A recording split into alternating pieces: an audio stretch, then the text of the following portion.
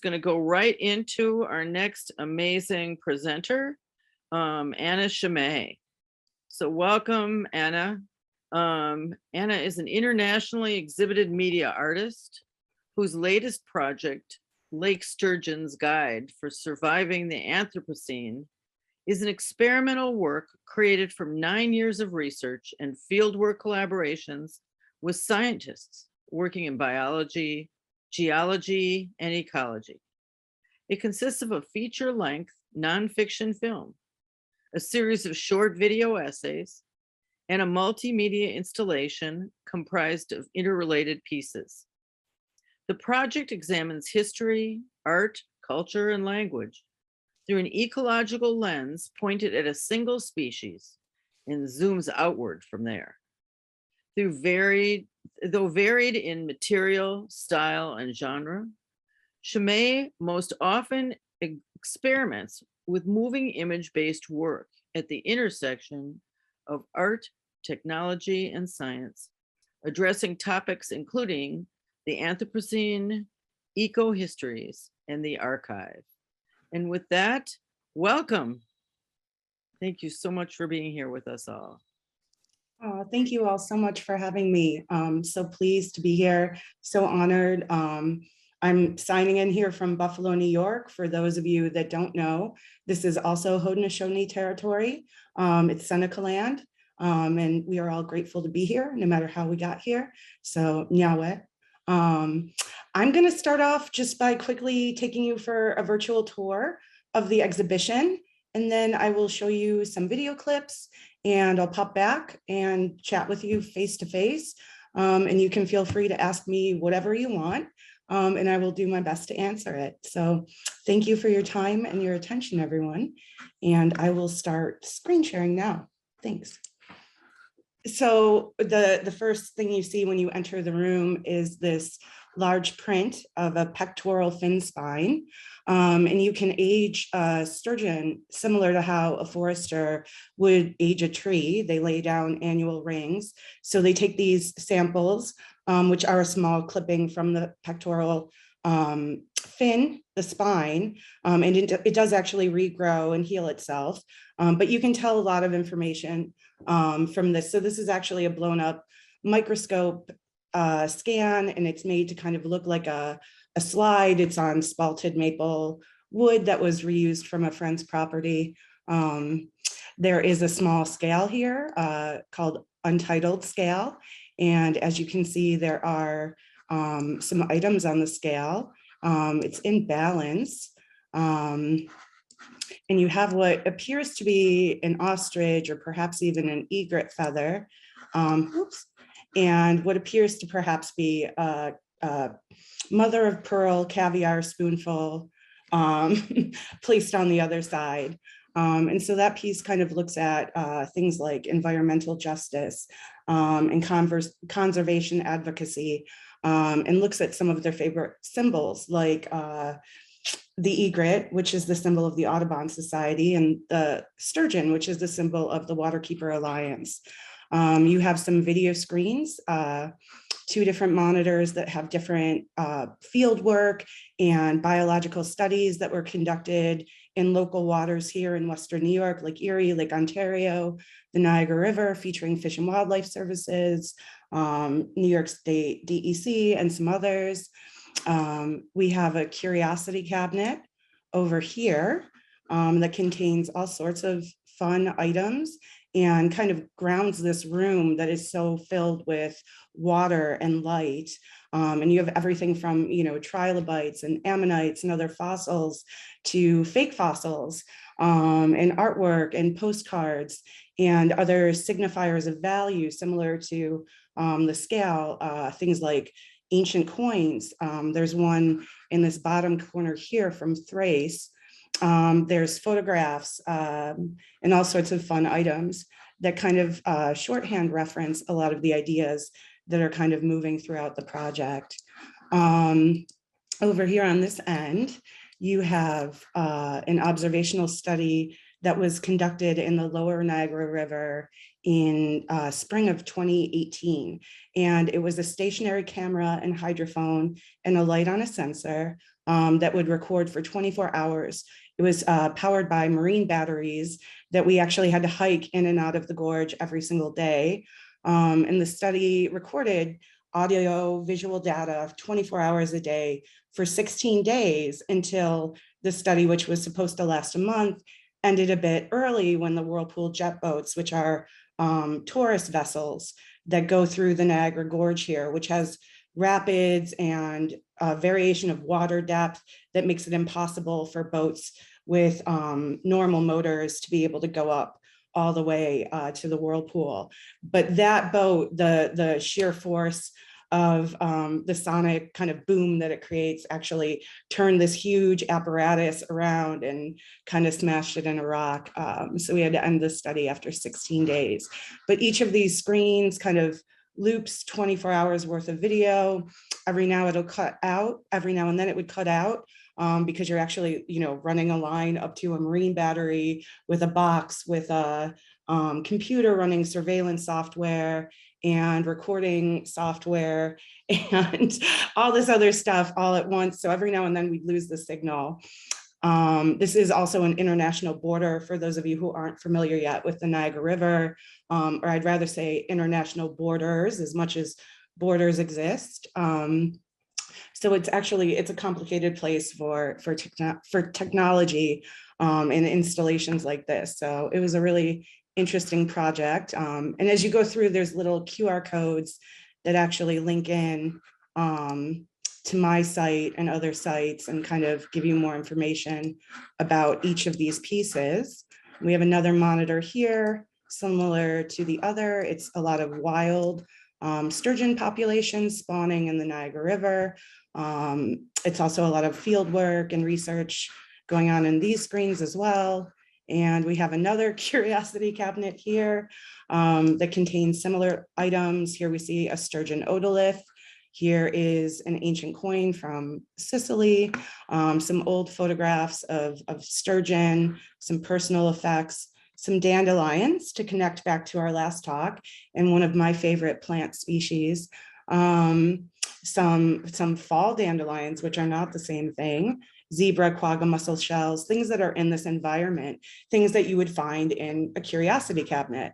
And that's essentially what these are. And I just refer to them as wonder boxes because I'm really interested in this kind of, not just this collection, but the fact that all of these things kind of came from either gifts that were given to me or that I'm giving to someone else, including the cabinets themselves that came from my grandmother who passed away while I was installing the exhibition. So you can see this is what you call an afterthought installation.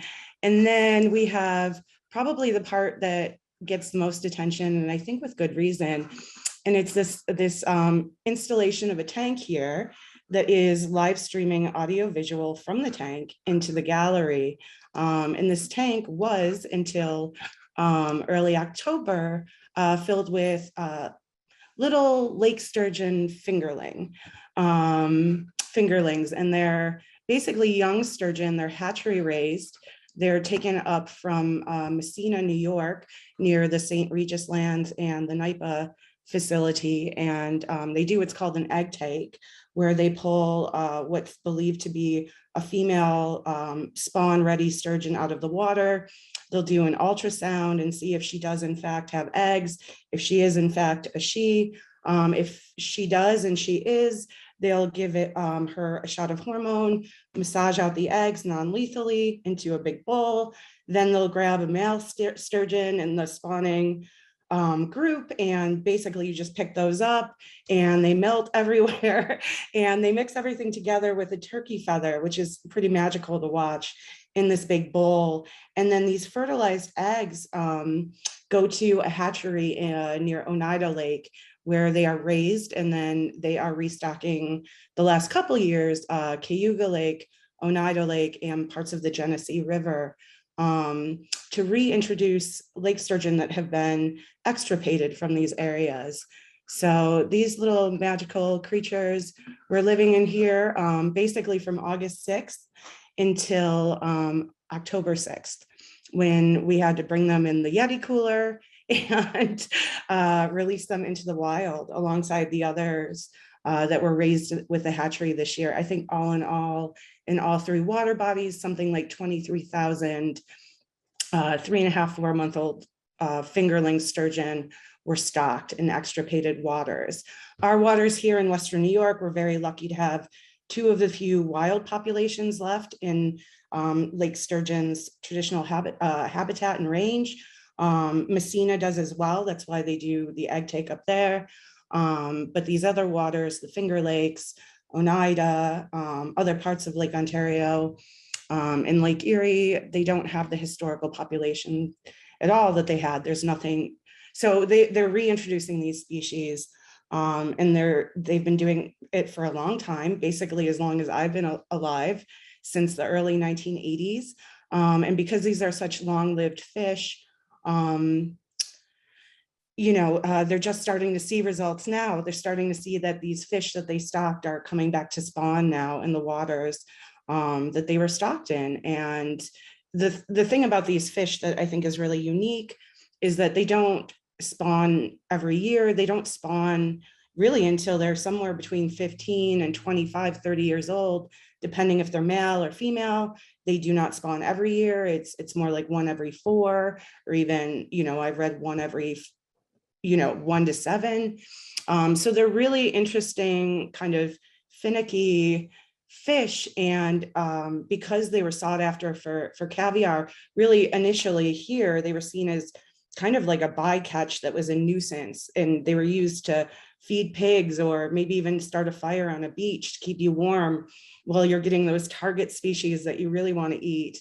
And then people started to colonize from places like Germany and Russia, where caviar was long a delicacy. And then all of a sudden people were fishing for these fish for all sorts of reasons, among them caviar and their meat.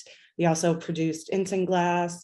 And yeah, they had a lot of uses traditionally here on these lands, as well as, in these colonial lands.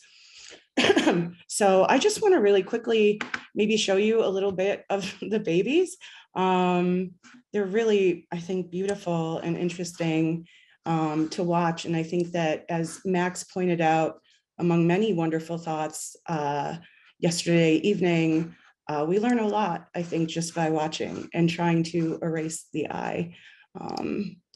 So I apologize. Let me see. Escape. There we go.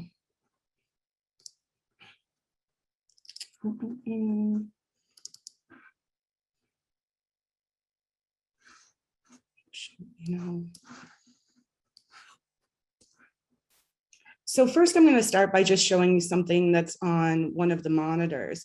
And it's really just one piece of research, one study that was conducted by Fish and Wildlife Services that I observed. There were many, everything from population studies that use telemetry and mark and recapture through pit tags and the like, to things like surgeries, to implant things like radio tags in very small numbers of fish.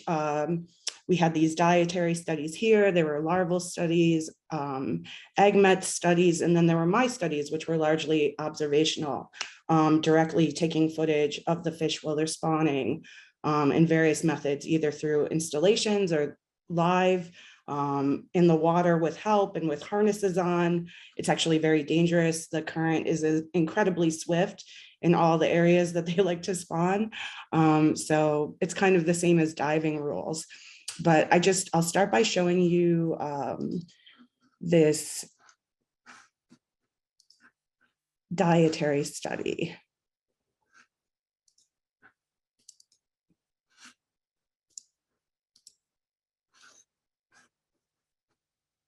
So sturgeon are bottom feeders, and that is evident when you look at their morphology or their body shape.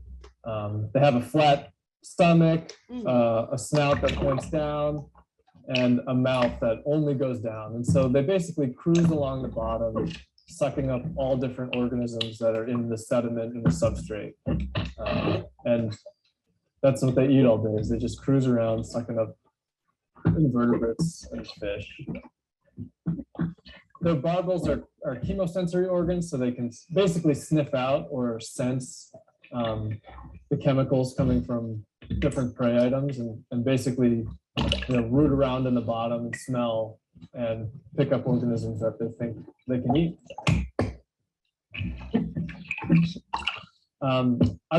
They eat constantly, I think. I think they're always grazing. We don't know how much they eat, like, percentage of body weight per day. I don't have a number, but I'm sure they eat a lot. They're big animals.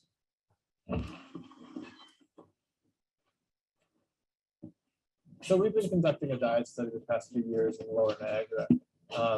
And one of the things we're finding is that they eat a lot of invasive species. That's almost exclusively what they eat. Round gobies we're finding make up 70% of their diet by weight. And a lot of the rest of the percentage is made up by these invasive amphipods or small crustaceans that are burrowed around in the substrate. Pitch tag 989-001-003-766. 372.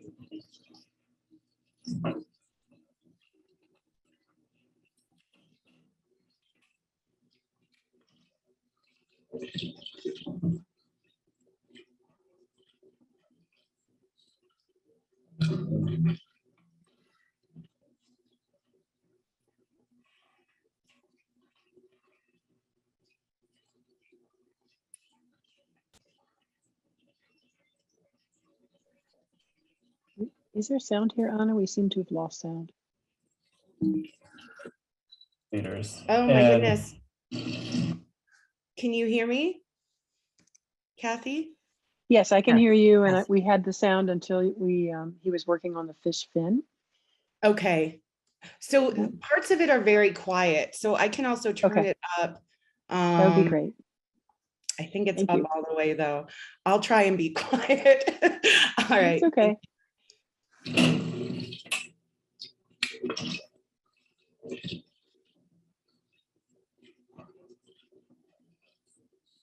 So a lot of this, like they're mumbling here and I couldn't even tell you what they say.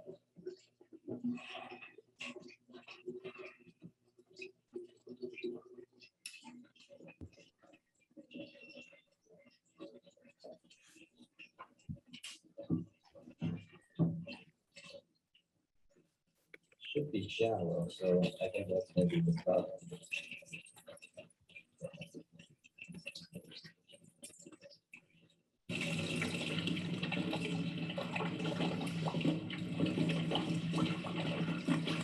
So this tube with the white cap, it would take the blood and we do stable isotope analysis. And what that means is there's like there's an isotope of carbon and nitrogen that we sample for, and based on the proportion of nitrogen of those isotopes to the normal ones, we can sort of guess what they're eating.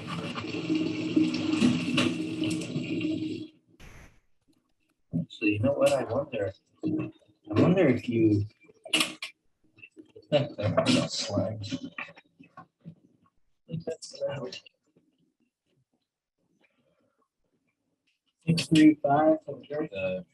The isotope analysis, the cells regenerate at different rates, and so the red blood cells and the plasma, we think in the plasma you'll see isotopes that are representative of what they ate in the last like 1 to 2 weeks. And then with the red blood cells, they're a little bit older, and so you would think that it might represent what they ate over the last month. And so we get two time series, and then we also see what's in their stomach right now. So we can link all three of those data points together. And so what do they eat mostly? Goby?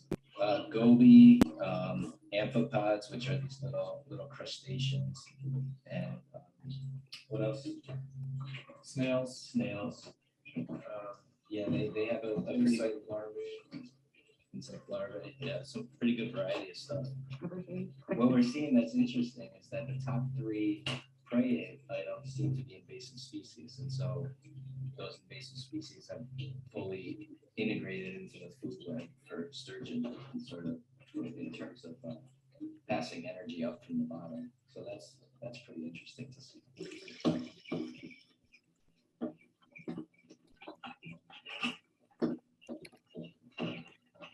To determine their diet, the first one is what's called stomach content analysis. And that's where you basically extract the stomach contents and look through it in a microscope and identify the items. And the way we did that non-lethally is what's called gastric lavage, which is basically you pump water into the sturgeon's stomach gently, and then you massage it out, and they basically regurgitate the contents of their last meal. And so by looking through the contents that come out, we discovered that they eat a lot of round gobies, they eat a lot of just invasive arthropods, they eat crayfish, and sometimes on occasion they'll eat quagga mussels.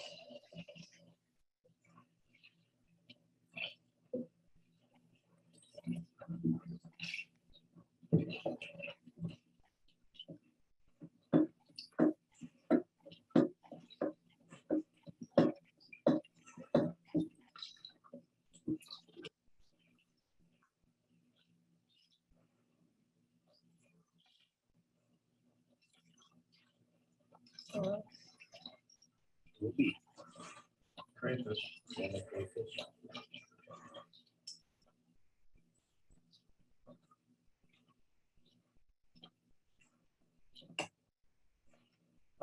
And then the second approach we used was stable isotope analysis, which basically compares the elemental composition of lake sturgeon tissue to potential prey item tissues. And when you compare those, the composition of elements between those, you can make a determination as to how much of lake sturgeon tissue is derived from certain prey items. And basically, this second technique confirmed the finding that gobies make up a vast majority of the sturgeon's diet.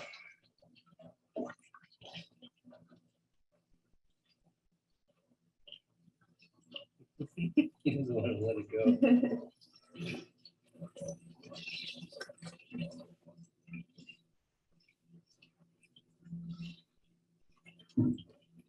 Trainer? Yeah, it's not trainer.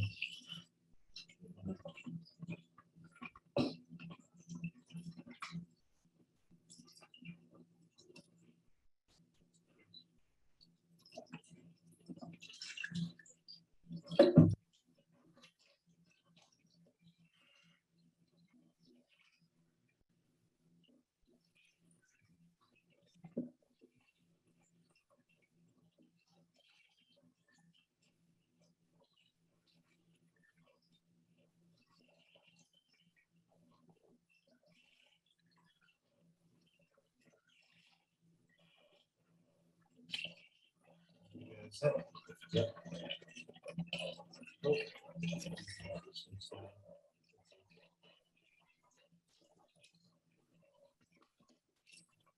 A lot more just came out. Maybe the tube was holding it.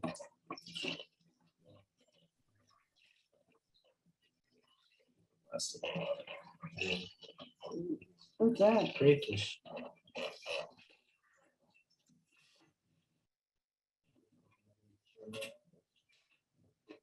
Got a bloodless incision.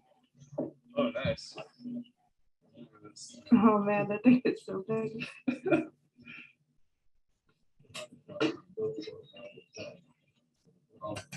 The first one we caught.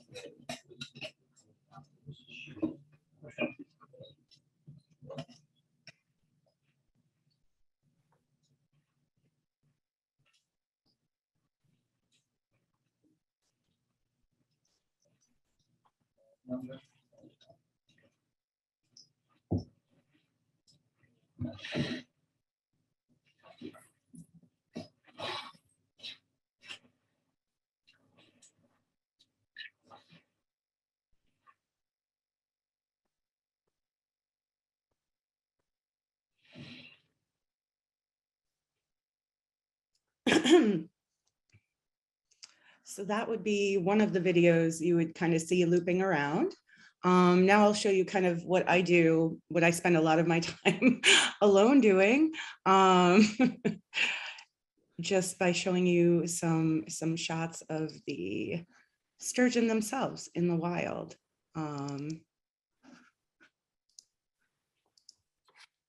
So these are these large kind of spawning groups that I was talking about, and this footage is taken in the Niagara River. Somewhere, the current there is somewhere between 23 and 17 miles per hour. Again, I'm usually shooting with either one of my PAs like Natalie or Liz, or with my partner Neil, who also is a consultant. He is a hydrologist at the USGS here.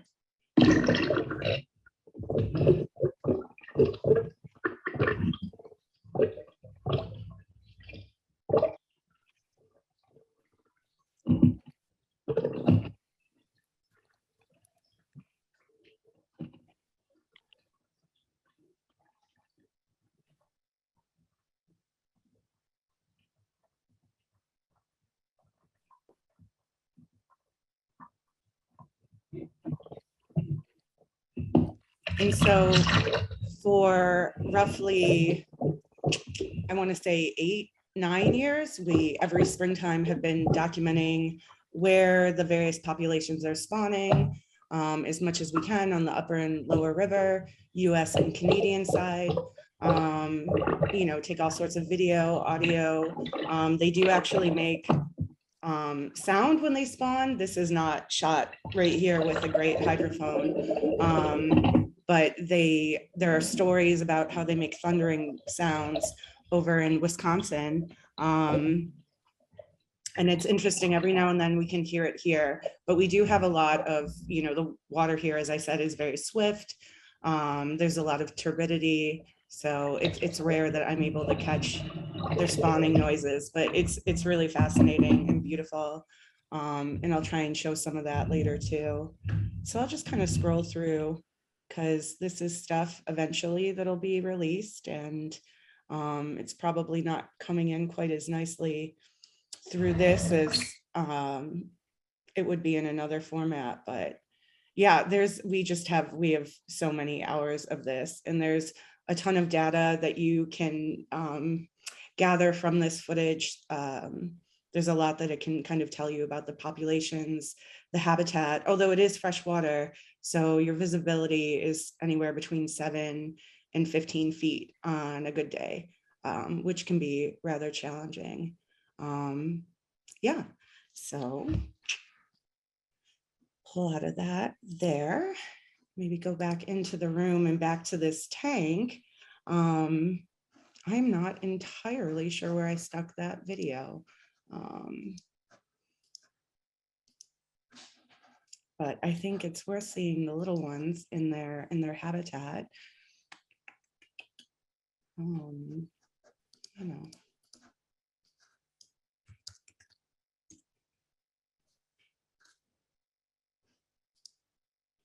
So this is online somewhere on Birchfield Penny's website in the educational section. So you can find it later if you want as well.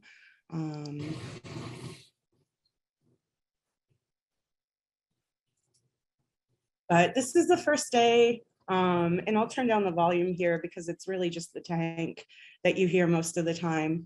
But this is the first day in the museum. There were 6 fish. Unfortunately, the little leucistic one, which is the white colored one, did pass away. I'm told that it wasn't our fault or anything that we did. They tend to have genetic issues. You know, but they're interesting. We took it kind of knowing that it might have some health issues, and it was smaller than the others, and being really hopeful. But unfortunately, it did pass away like 3 weeks before the others were released. So, and as the text is kind of saying there, this study is a kind of miniature version of the observational study A, the one that's installed in the river. But it looks out through the gallery. So it actually does live stream, and you can go in and, you know, watch yourself as you're sitting there. Now the fish are no longer there, but I guess you can theoretically watch the water and the algae slowly growing. and the bacteria is still in there. Yeah, but so the live stream went 24 hours a day. The fish need and did get dark time, as well as light time. They were fed based on their size, increasing amounts of food. Here you see bloodworms coming into the tank. That's a favorite for them.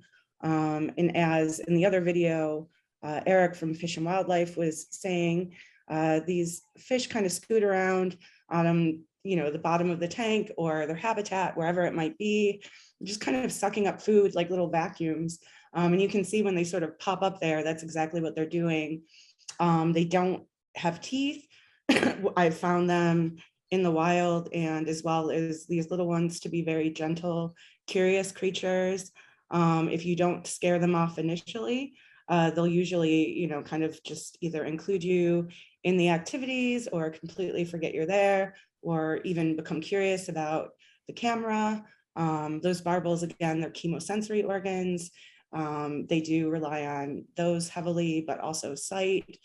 They can hear, otherwise they wouldn't make noise.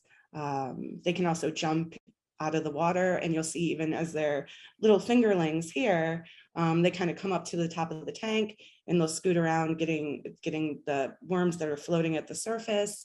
And they'll even pop out every now and then a little bit too. It's one of their ways to tell you they're hungry. And we tried to take really good care of them.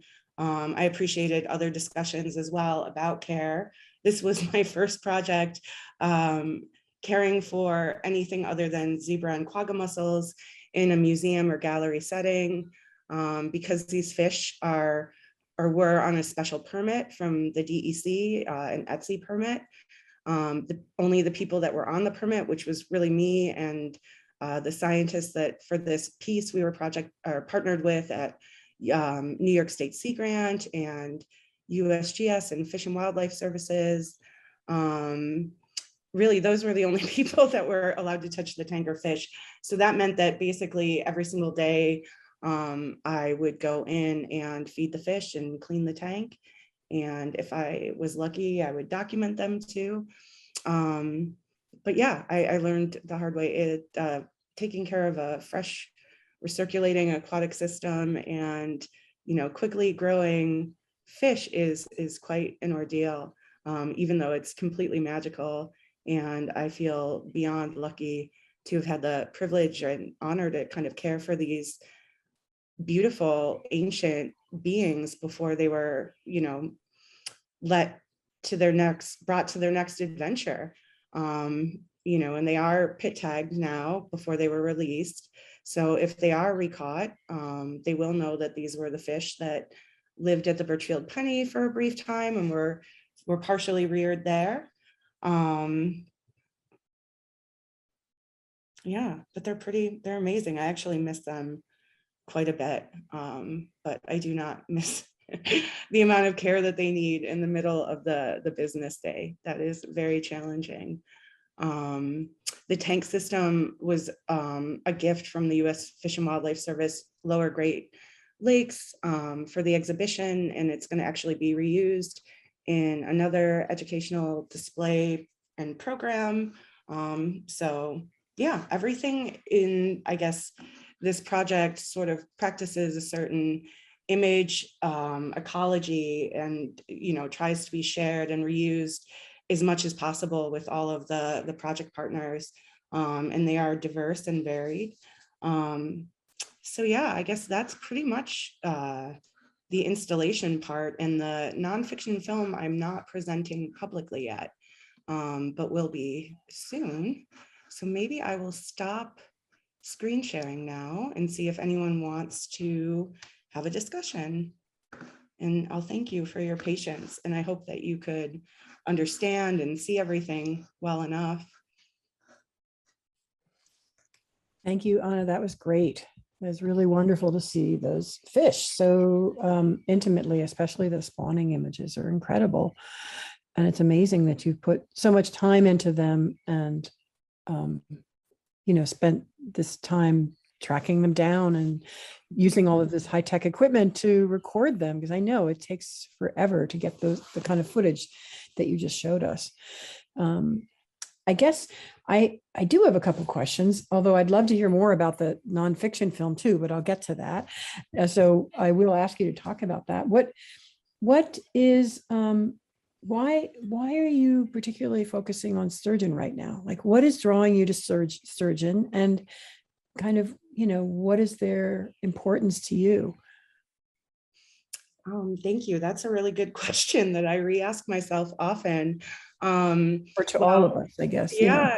I think for me, first of all, it's not entirely a right now. This has been going on for about a decade. Mhm.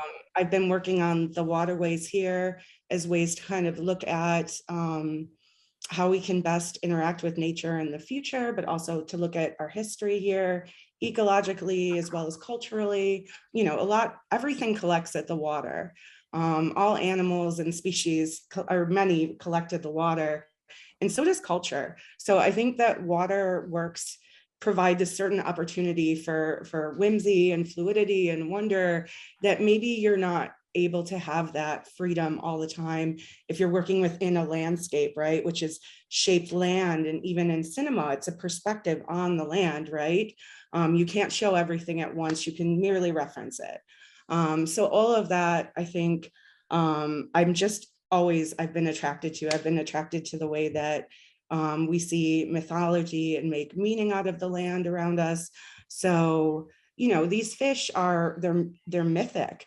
They literally are in basically the myths of any culture that they've touched throughout history. And they're what are often referred to as charismatic megafauna for a reason. I mean, they're incredible in adult form. They're anywhere between 5 and 10 feet long. They jump out of the water. They jump out of rapids that are 36 miles an hour. It's awe-inspiring. And the first time I saw one jump out of the water, I had read about them, but I had never seen one in real life. And if I had, it was probably at an aquarium in passing. And to see this magnificent, enormous, what I thought to look like catfish dolphin kind of breach the surface of this wild water, I was just completely in love and utterly obsessed. And you do not do this kind of work unless you're in love or obsessed. These ecological stories, like with these long-lived species, they unfold so slowly. The people that study these fish here and elsewhere study them for decades. They dedicate their life to this species. And the species also tells us a lot, I think, about ourselves. It's ability to have survived many mass extinctions, including the dinosaurs. And then in almost a blink, we've almost completely wiped out all 27 species of sturgeon and paddlefishes. Come on, it doesn't get any more obvious than that. You can't think about the absurdity of value any more so than you can with things like caviar. And maybe it is so nutritious, and maybe it's fantastic, and maybe there is a sustainable way to consume that in the future or even now without promoting poaching and other problematic issues. But, I think it's like really holding a mirror up to the water and watching as Narcissus is about to drown himself, right? So these species are they're magical. And, clearly I love them. I think that you can't spend the kind of time you spend on work as an artist unless you really love or really hate something, or really at least feel very passionate about and convinced that meaning is linked to this thing and this way of being in the world. So why now? I think, well, it's been a decade, and eventually you have to finish things, which is funny for me to say because I'm literally still working on that nonfiction film and showing you this thing that's installed now with this observational study B that's literally still in process.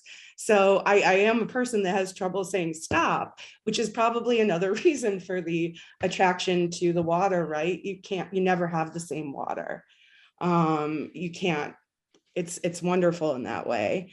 It's the stuff of dreams for that reason. So, but at this time, these fish and other sturgeon like them I think it's important for people that have been studying them for a long time and have some thoughts about them to kind of present them publicly, because a lot of different pieces are moving around with conserving these fish, with delisting these fish, with using them to make money. I mean, it's a very similar story across species of animal, especially these charismatic megafauna. Like trophy hunting is conservation, but is it? You know, sturgeon spearing is conservation, but is it?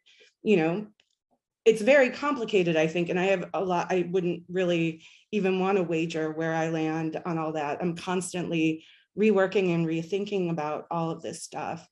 But yeah, I feel like things can't bake forever or they start to burn. So That's great. Thank you. Branda, did you want to ask your question? You have some questions in the chat too.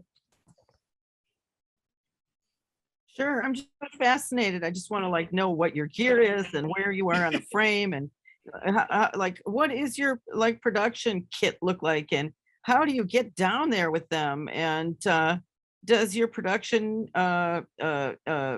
gear interfere with them? Have you learned strategies on how to be as participatory as possible with the sturgeon in documenting them?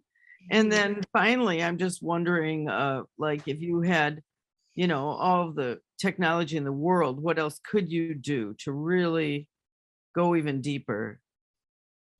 Wow. Well, thank you. Those are all amazing questions. I mean, basically, we don't really have that sophisticated of gear. I have, a Canon C500, which is a nice cinema camera that can shoot 4K. I have a housing for that and some old cameras. We started with kind of really, if you look at the underwater spawning footage from 2011, it looks really bad compared to 2021. The technology has kept changing. Sometimes we use nice cameras, but those are really heavy and they're clunky and it's hard to get into the water without disrupting the fish. And if you disrupt them when you're entering the water, you will scare them away. And that is a terrible thing to do for their spawning and the party. You don't want to kill that vibe, right? But it's also, just not good, documentary ethics with wildlife. You want to basically not interrupt them as much as possible. That being said, it's fresh water. There's high turbidity a lot of the time. Lots of sediments, sometimes algae, other fish, sometimes garbage, sometimes combined sewer overflow. It's really fascinating water. But you can't see that far, so you have to be really close. We definitely always wear harnesses. There's always at least 2 people documenting. That being said, you are exposing a vulnerable endangered species anytime you draw attention to it. So we don't usually go more than 2 people at a time. We are very, very subtle. And we try to be very conscious of not drawing attention to the fish so that they can do their thing and people don't come and try and fish for them or net them out or harass them or throw rocks at them. If I showed you and told you all of the things I've seen people do, it's just heartbreaking. That being said, they are hard to find. It does look like from the footage, wow, there's this crazy abundance. And relative to most places there is, but that's the part that's tragically sad. This is a tiny, tiny, tiny sliver of a historical population on each lake that used to be in the millions. And now it's barely sustaining itself as a wild population. And the fact that it can do that there, it can do that in the St. Lawrence, it can do that in Wisconsin, a few spots in Michigan. I mean, that is the hope for the future, and since the 80s, these decade-long restocking efforts are finally starting to show that they are somewhat successful. So another reason why, to go back to what Kathy was asking, I was so attracted to these fish is so often we tell ecological stories and they're just so sad and they're so tragic. And the hope is, yeah, we had Love Canal, but now we have Superfund sites, but yeah, so everything's kind of that, really complicated, just everything bleeds into itself. But this is something where I think you can be hopeful. Of those 27 species of sturgeon and paddlefishes, lake sturgeon, because of these efforts and because of protections that they've historically have, are on a small rise again, and this is something where we'll have to learn to be patient. We'll have to try and look at time differently, right? Which is what this title is really referencing, is just asking people to kind of look at the time scale differently. And I think these fish, because they're so different than other fish, they don't mate till they're like human age for mating. They don't do it every year. They're I think because of all that, they will tell us a lot. And if we can be patient enough to see these sturgeon species back from the brink, I think there's hope for almost anything.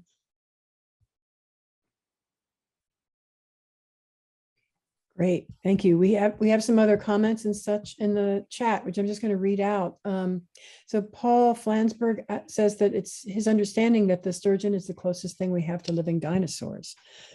So I don't know if you want to comment on that, or if that's true or not, or. Well, I mean, I don't know. I'm always leery of anything that's the most, the least, or the upper. So I can't really comment, but they are they lived with the dinosaurs. They predate fish with scales. You look at their tail, it's like that of a shark.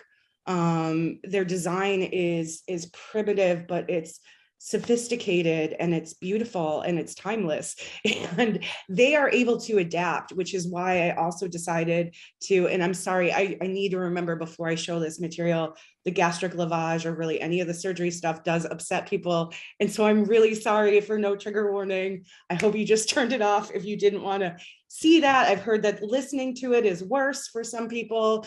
So I apologize. And I'm going to try and remember that.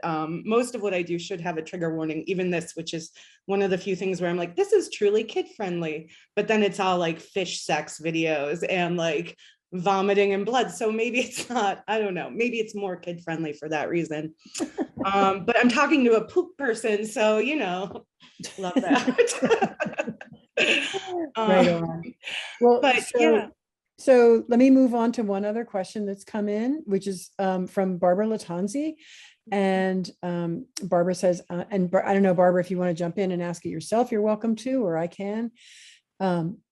I can. Okay. And she says, that was great. Can you discuss the material culture of the scientists who you work with? For artists, improvisation is a familiar method in producing work, but what is the role of creative improvisation for those scientists doing their research? Good question. It's a great question. They all have been. So thank you very much. And thank you, Paul. They are living fossils though, because they haven't evolved, just to circle back around to what I was going to finish, but thank you. But, and Barbara, thank you. That's a great question as well. I think what I found observing a ton of different field work and research, mostly in biology, ecology, or geology, just by happenstance, because those are people that I work with, or people that I'm friends with, or have traveled with, and they're doing that research, and I'm just there. So I think that there's a lot of improvisation. Actually, science and art are very similar in many kind of ways. And while you might have a big budget sometimes in some ways, very often you'll see people kind of like repurposing, this Home Depot item for this, tube for gastric lavage. And, so I think that I do see a lot of kind of similarities there, like the observational study that we did. It's very low res, like it actually annoys some people immensely, which I find fascinating because I love anti-aesthetic work where you like can't just think it's pretty and have to actually give it a moment. But to be able to produce HD video at even 720 by 1440, you're still using 2 marine batteries. And if you wanted, true HD size, you would be using 4, and those weigh 60 pounds. And you have to walk down a gorge with eroded stairs that were built during, the CCC era. And so, you improvise always based on resource, environment, and then just what is possible with kind of the labor that you have available to you. So yeah, I think actually the material culture is very similar. And actually, when I think about amazing work like yours, Barbara, and the way that data is processed into imagery into graphs, into all this amazing, you know, I always tell my partner, Neil, like, we should have an exhibition of your kind of, you know, the way that you articulate data through image. It's beautiful. And it's also really interesting how much information is in there. Yeah. So I hope that answered the question, and thank you. Yeah, that exhibition would be fabulous. We have to do that. Mm. Okay, watch out, Barbara. So I just want to follow up a little bit because I really do love your answer to that question. And when you were working with the scientists, because you are providing, you know, really valuable insights, literally, into what they're trying to observe, the fish. And are they kind of moved by your work and by how you are presenting this, you know, these sturgeon, like, for example, taking care of them for that time in the gallery and giving them that kind of different space to be observed than, you know, an aquarium, for example, or some other sort of more standard place for a fish like this to be looked at? You're taking them and putting them in a new environment. So, and introducing a new audience as a result. And how do they react? How do the scientists react to all of that? That's a great question. Honestly, I've been beyond lucky. Of all people, the scientists have been the ones that completely believe in me. Trust me, I've applied for a lot of grants and people were like, that's insane and way too much. You're like, no, or whatever, if you even get to hear back as to why.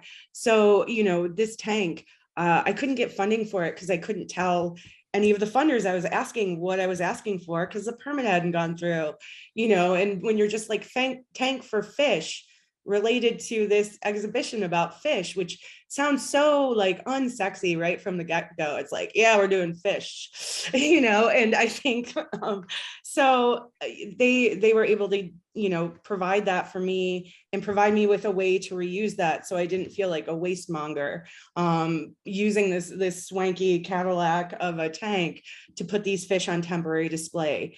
They understood and completely supported and immediately got the need to show these fish, give people the opportunity for embodied experience and exchange with them, to come up close and personal, and then to release them into the wild, then to let them go. And a lot of people were like, well, why don't you put like some invasives in the tank now or something? Why are you leaving it empty? That's so boring. I feel like all the scientists immediately got why I left it empty. And what the visual impact of that was supposed to be. If you saw the fish, you feel the loss. I do. When I walk in that room, it's lonely and empty and dark, and it smells like poop because I've gotten fish poop everywhere, and it's sad, you know. So I think, you know, they got all of that. And really, you know, you look at a lot of the clients like Fish and Wildlife for these educational videos, Tuscarora Environmental Program and Haudenosaunee Task Force and Center for Native Peoples through Neil Patterson.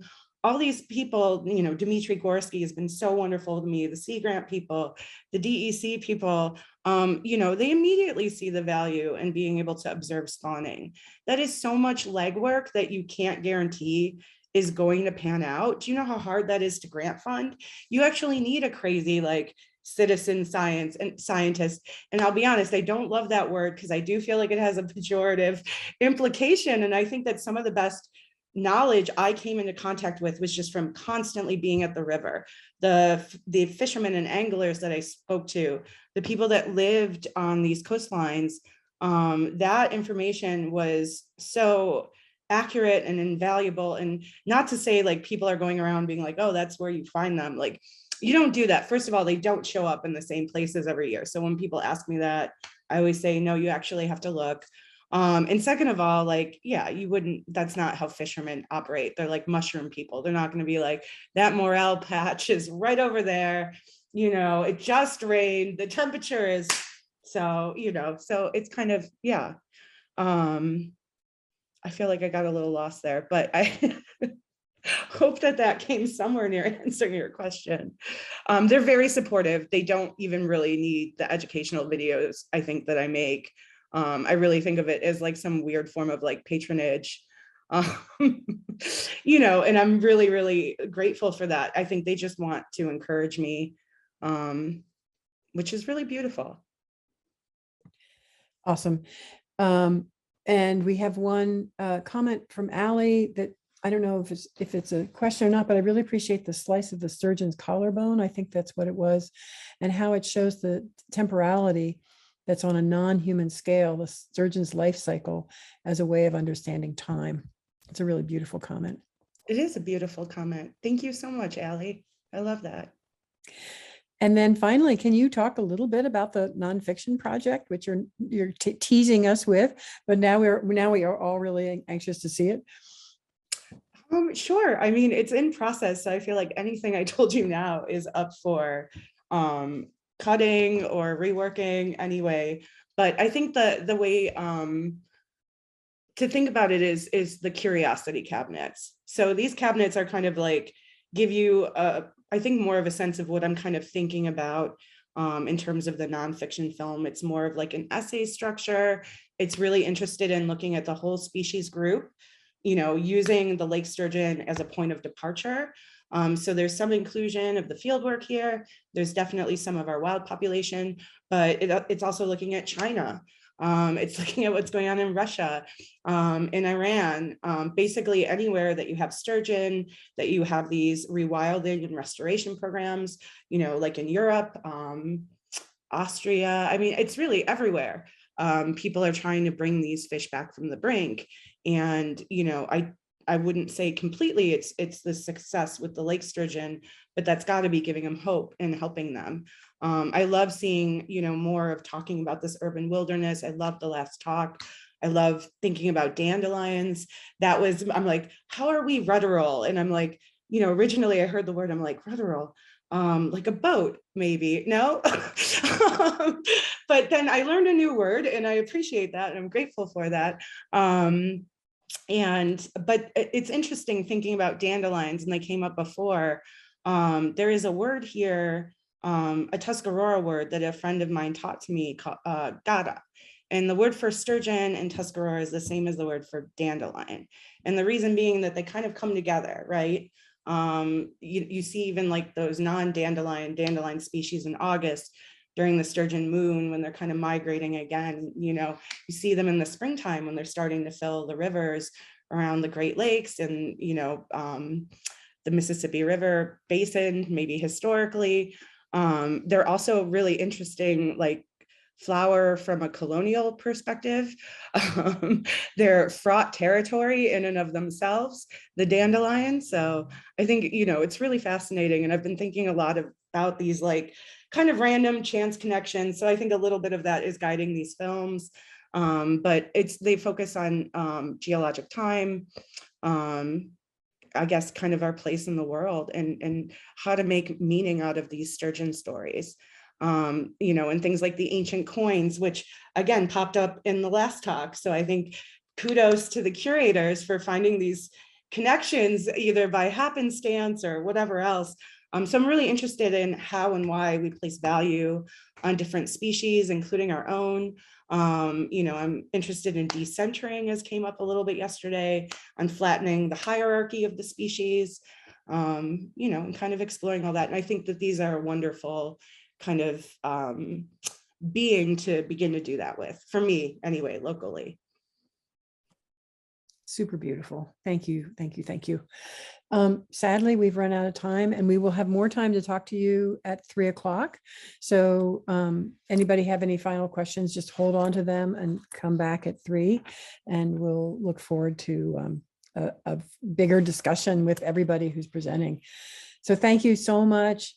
Anna Scime, giant shout out to you. That was really a beautiful presentation. And I feel like I learned more about the sturgeon and want to learn even more as a result of what you've introduced me to. So thank you.